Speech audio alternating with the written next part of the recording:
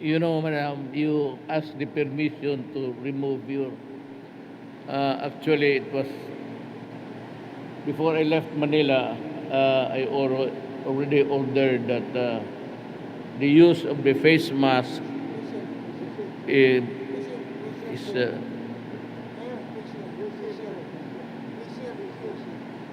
sa yung mga enclosed places, uh, mga lalo na ospital.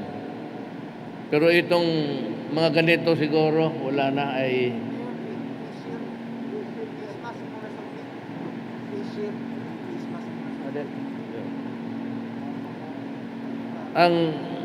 I'm sorry, matanda na talaga ako. It's the face shield that you can do away with. Face mask. But if you are in an enclosed place and there is a crowd, meaning to say a sufficient number of persons that would, fight for a space or a party, you have to wear a face mask. That's the advice of the medical experts. It is not my discretion. Sabi nila, okay na lang itong face mask. Ang face shield, optional.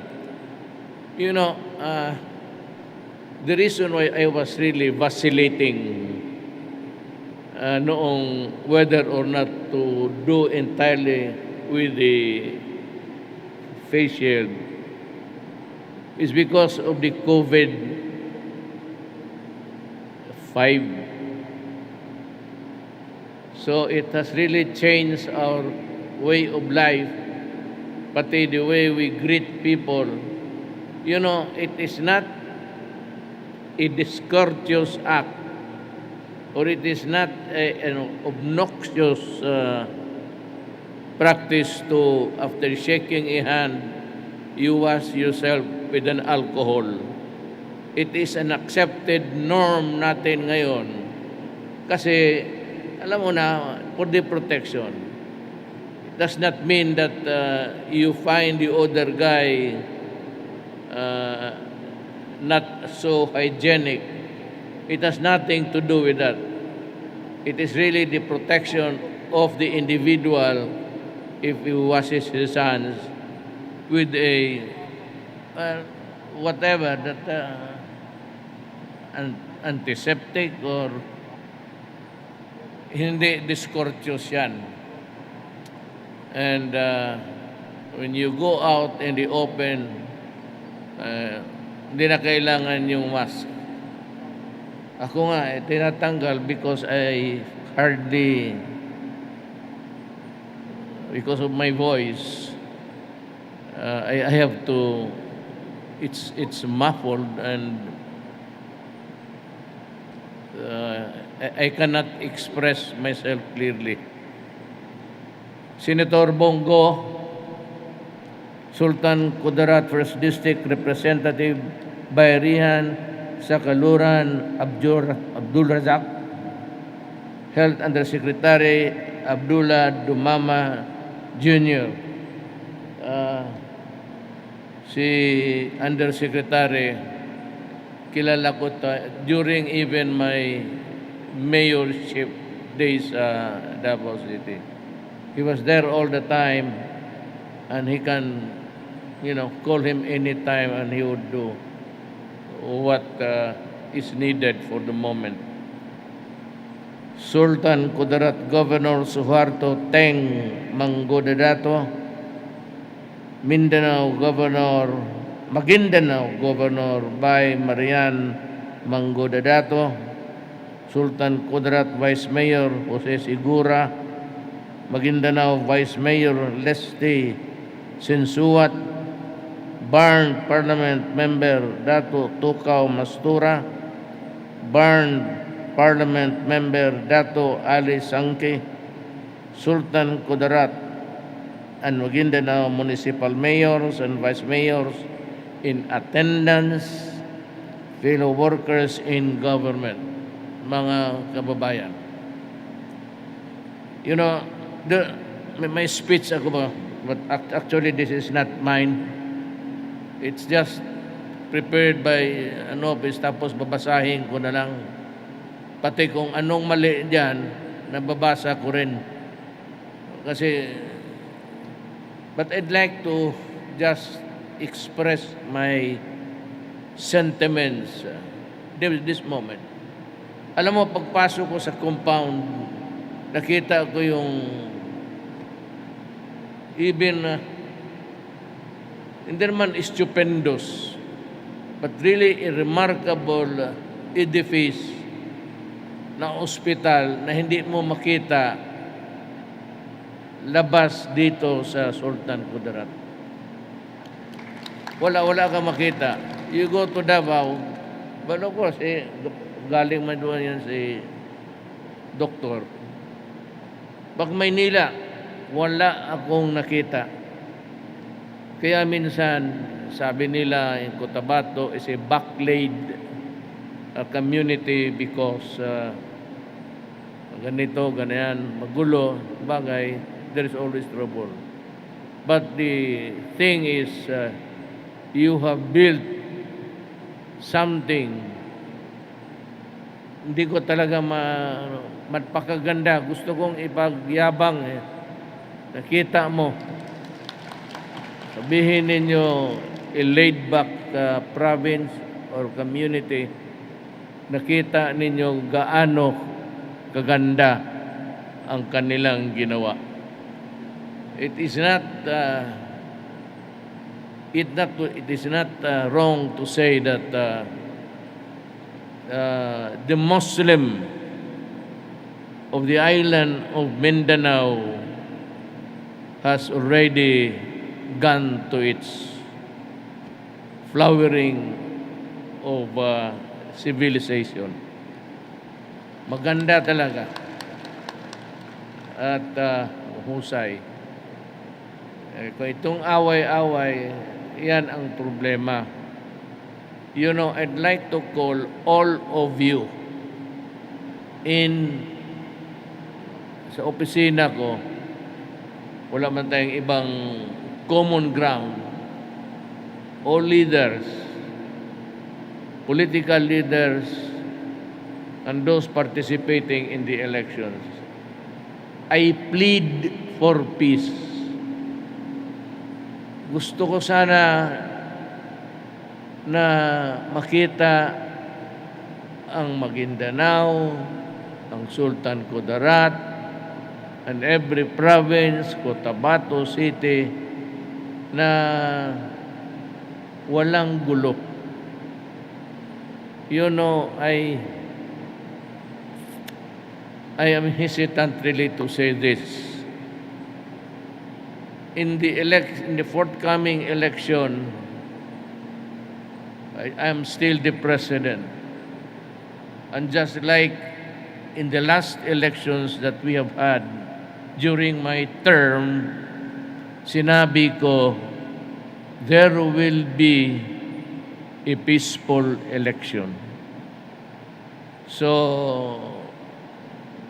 hindi pwede ang terrorism, lahat na, you know, I do not want yung pursahan. Ayaw ko yan, hindi tayo sanay. Hindi tayo sanay sa gano'n na every generation ipasa natin yung violence. This is the second or third generation during the time na ang tatay ko, governor ng Davao, isa lang yung malaking probinsya noon. At itong Cotabato, isa lang ring probinsya. I think the governor was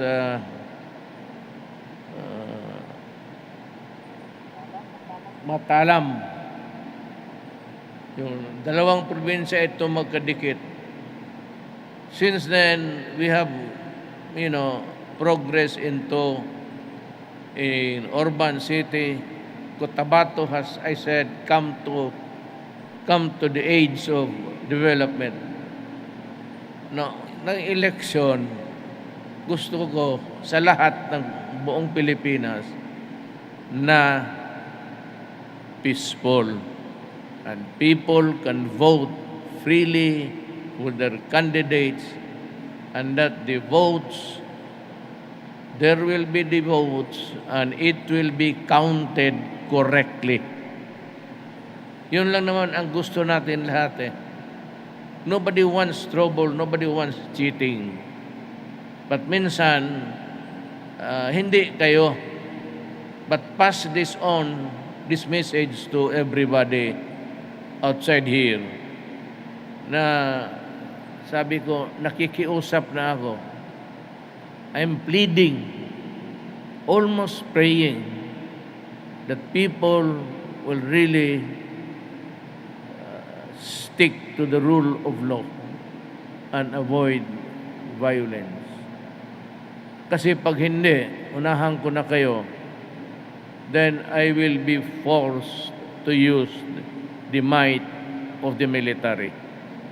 Not for any purpose, but to see to it that the election is peaceful and violence-free. Yan ang hinigo. Not only here, but all places in the Philippines.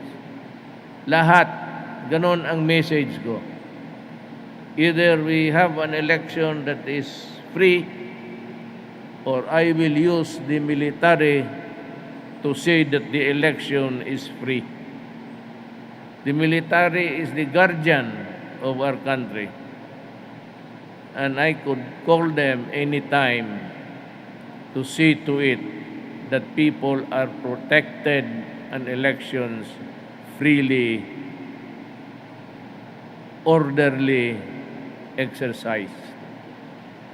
Now, let me read to you the prepared speech kasi ako kung sinong gumawa nito.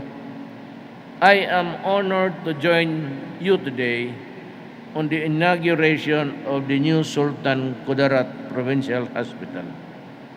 Foremost, I would like to congratulate the provincial government and its partners for working hard to make this facility a reality. But before we forget, we have to honor the man who toiled tirelessly to just to work hard during his time to see that the hospital is now there sa pagod nila and all the others who work for it. Certainly, this new hospital will boost the healthcare capacity of the province, allowing it to serve beyond its borders and care for patients from the neighboring localities. Therefore, I urge all of you to maximize the services and the state-of-art equipment that have been made available and accessible to you through this new hospital. So when tinanong ko si Governor, meron ba kayong CT scan? Meron na.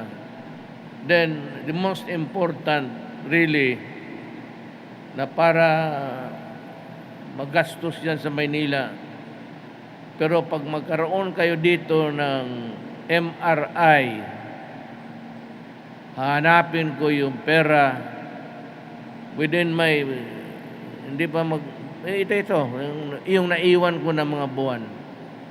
I will see to it that you will have an MRI.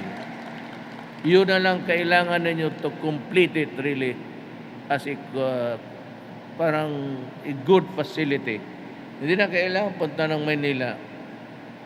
Yung MRI is makikita niya even the slightest aberration in your body.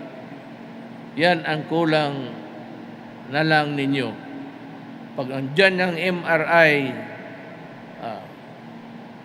mabuhay talaga ang inyong community. More importantly, have confidence and trust in our competent and compassionate healthcare workers and medical staff who always gave their best to take care of our well-being. Doktor, dito ka na? Why don't you transfer here? You should get this guy. He's good. We've been working together for many years in Davao City.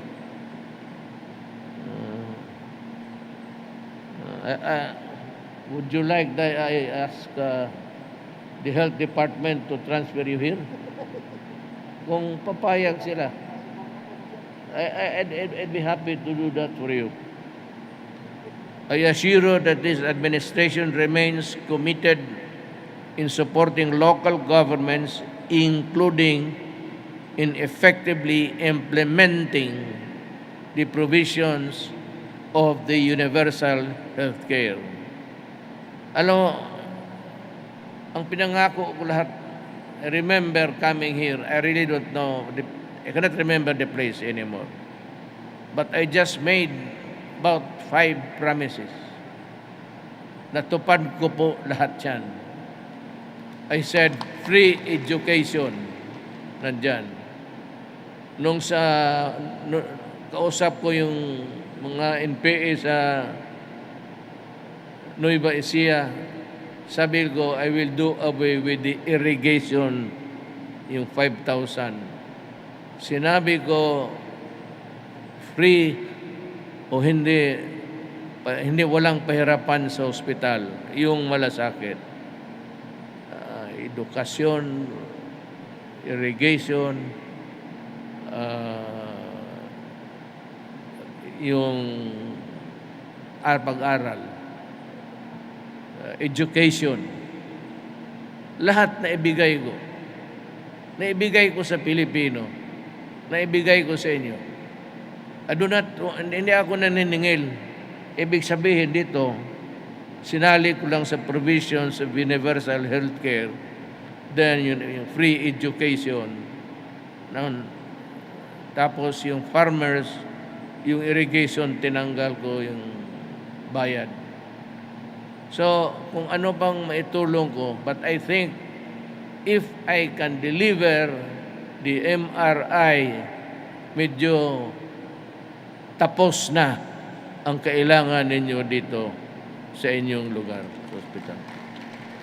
Let us continue working together to overcome the challenges brought by the COVID-19 pandemic and build a stronger and healthier for our future. Ako, you can, para personally, but it was also upon the advice of the experts. Sabi nila, pwede na tanggalin yung basta sa enclosed places na ganito, pero maluwang this is not a crowded place.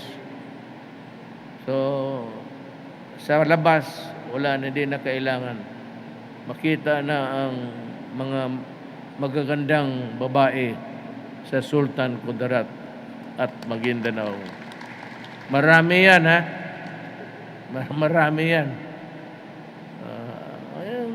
Visual observation. The Moro people has a share of beautiful people. So congratulations to everyone on this remarkable achievement. Mabuhay tayong lahat. Salamat.